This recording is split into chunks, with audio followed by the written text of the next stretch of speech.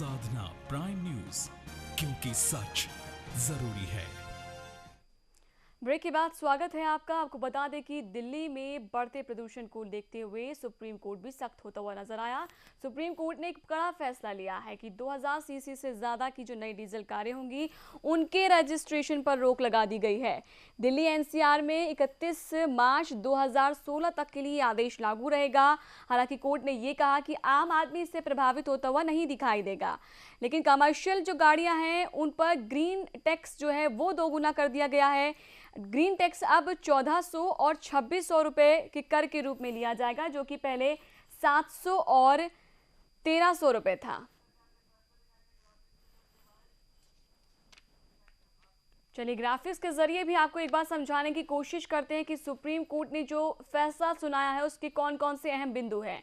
दिल्ली में प्रदूषण रोकने पर कोर्ट का एक कड़ा फैसला है और इसको फैसला इसलिए कड़ा माना जा सकता है क्योंकि सीधे तौर पर अब कई चीज़ों को लागू करते हुए दिखाई दिया गया है। 10 साल पुरानी जो गाड़ियां हैं उन पर बैन लगेगा। पुरानी गाड़ियों के दिल्ली में घुसने पर भी बैन होगा। अब नोएडा, गुड़गांव, गाजियाबाद में भी बैन कर दिया गया पुरानी गाड़ियों के लिए।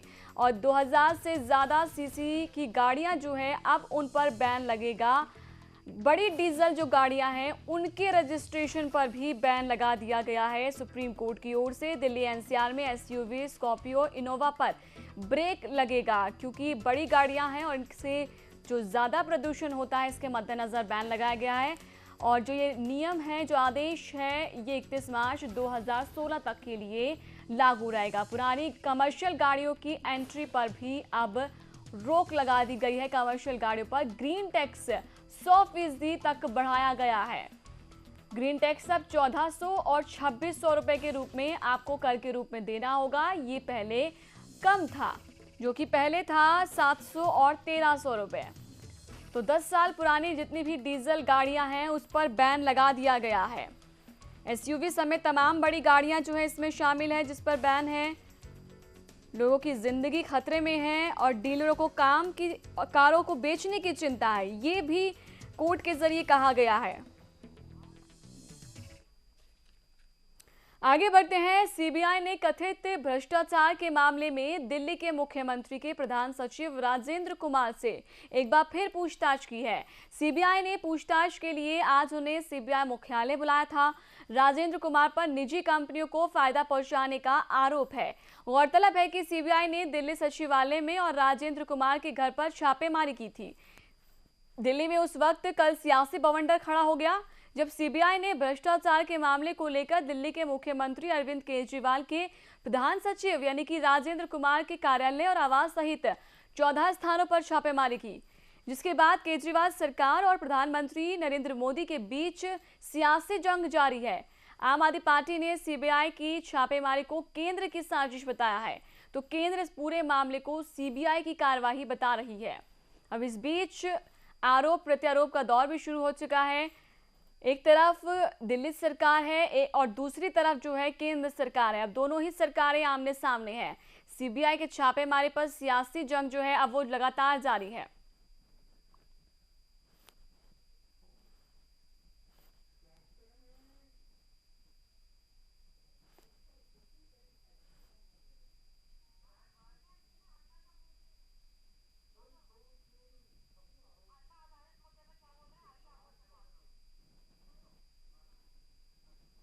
और चलिए सीधे रुक करते हैं इसी मुद्दे को लेकर अन्ना हजारे क्या कुछ कह रही है, भी सुन लेते हैं।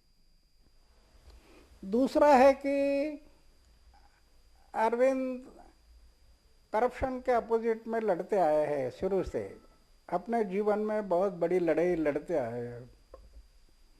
मैं अरविंद को हमेशा बताया है कि अपने साथ में चारित्र्यशील लोग होना जरूरी है। आपने अभी इतना बड़ा अफसर को अपने दफ्तर में नियुक्त किया, कम से कम ये देखना जरूरी है कि उसका बैकग्राउंड क्या है, उसका चारित्र कैसा है, उसका रहन सहन कैसा है, समाज में प्रतिष्ठा कैसे, ये सोचकर करना जरूरी था।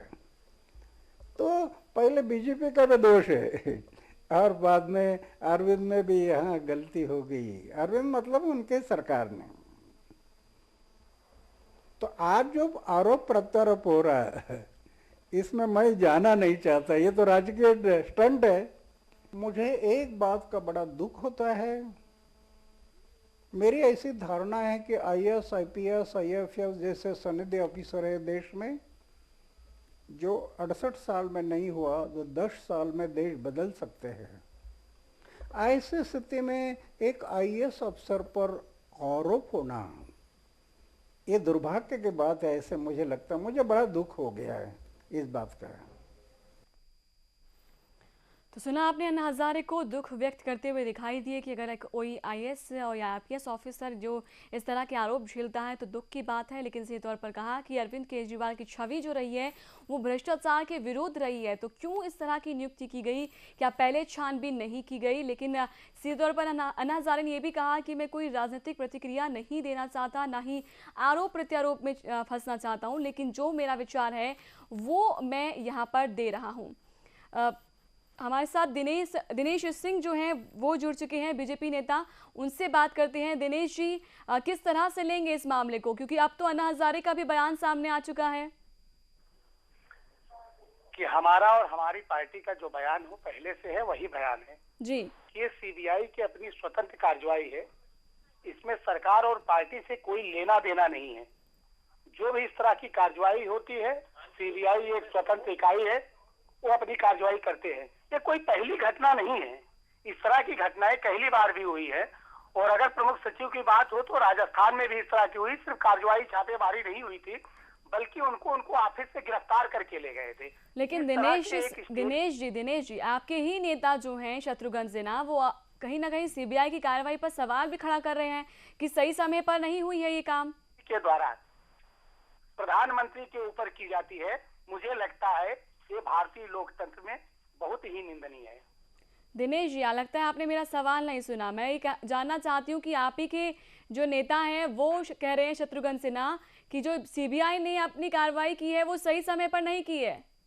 वो शत्रुघ्न सिन्हा का अपना व्यक्तिगत बयान होगा ना, लेकिन आप पार्टी के नाते पूछ रहे तो मैं सीबीआई को कब कार्रवाई करनी है, वो आपकी पार्टी से बाहर है क्या दिनेश जी? को तय करना है, ये मुझे या शत्रुघ्न सिन्हा जी को नहीं तय करना है।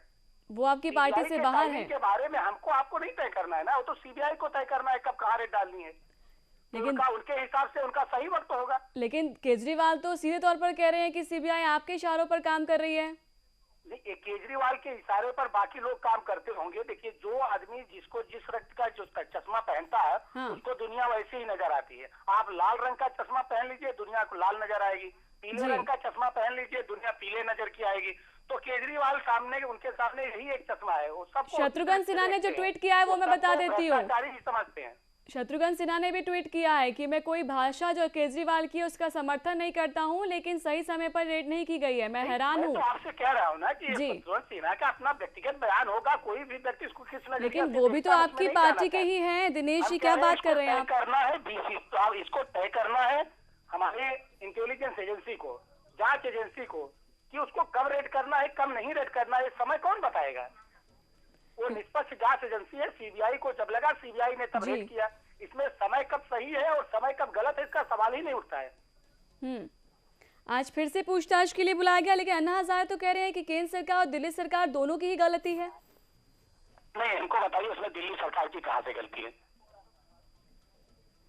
चलिए, तमाम जानकारी के लिए, बातचीत के लिए आपका शुक्रिया। तो कहीं ना कहीं आपकी ही पार्टी के नेता हैं तो आप उनके पक्ष में ही बोलते हुए दिखाई देंगे। ट्वीट जो किया वो आप जरा देखिए। मैं दिल्ली सीएम अरविंद केजरीवाल द्वारा पीएम के खिलाफ इस्तेमाल की गई गलत भाषा का सही नहीं ठहरा रहा, लेकिन मैं जो बिना समय रहते जो कार्रवाई की गई है, जो छापेमारी की गई है, उसको गलत बताता हूँ और इसको लेकर शर्मिंदगी झेलनी पड़ी है। ये भी बात कही शत्रुघ्न सिन्हा ने। तो वो पीएम मोदी के खिलाफ जो भाषा का इस्तेमाल किया गया उसका समर्थन नहीं कर रहे हैं, लेकिन राजनीति के समय में जो एक बड़ा बदलाव दिख रहा है उसको लेकर वो शर्मिंदगी महसूस कर रहे हैं, और जिसके कारण उनको और उनकी पार्टी के लोगों को जो है शर्मिंदगी उठानी पड़ी। ये बात कही है शत्रुघ्न सिन्हा ने। केंद्र और दिल्ली सरकार के बीच मचे घमासान को लेकर तमाम राजनीतिक दल भी प्रतिक्रिया देना शुरू कर चुके हैं। देखिए जरा। केजरीवाल जी पूरा भटक चुके हैं और हताशा और निराशा में हैं उनके और उनके अफसरों के बारे में बहुत बड़ा प्रश्न चिन्ह आज के दिन में देश भर में खड़ा हो चुका है। और ऐसे हताशा और निराशा में और कुछ भी बड़बड़ कर रहे हैं। जिस प्रकार की शब्दावली का उपयोग किया गया है निंदनीय भी है, शर्मनाक भी है, और इतनी शर्मनाक कि मैं समझता हूं कि उस उत्तर देने के लायक भी नहीं।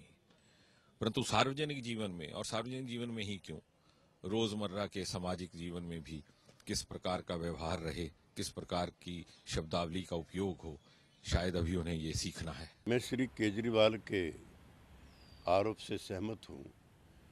गैर भाजपाई राज्यों के मुख्यमंत्रियों को डराने की ये प्रक्रिया है, और गैर भाजपाई मुख्यमंत्री ईमानदारी से काम ना कर सकें, ये उनके कार्यों में दखल है। मैं इसकी निंदा करता हूँ। जांच करने से पहले जब केजरीवाल जी के समय का मामला नहीं है तो इनसे भी पूछ लेते, बात कर लेते कि भाई ये इनके खिलाफ शिकायत है, इसके बारे में आप क्या कार्रवाई कर सकते हैं, तो ये उनसे पूछा जा सकता था। लेकिन ऐसा ना करके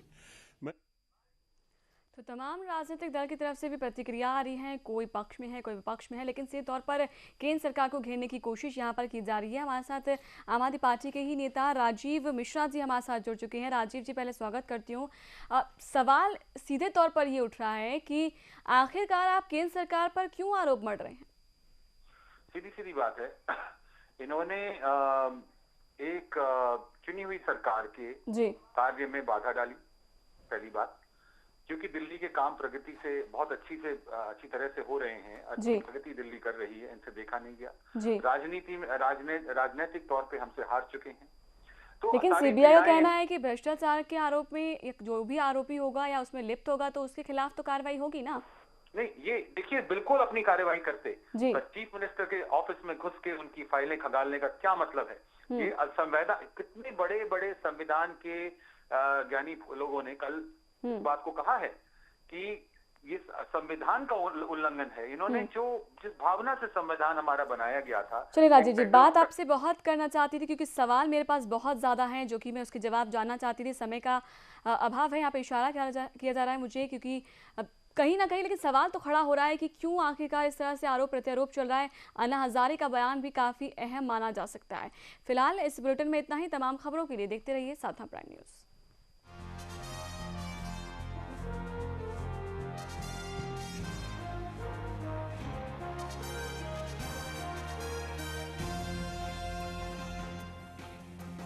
ये है साधना प्राइम न्यूज, क्योंकि सच जरूरी है।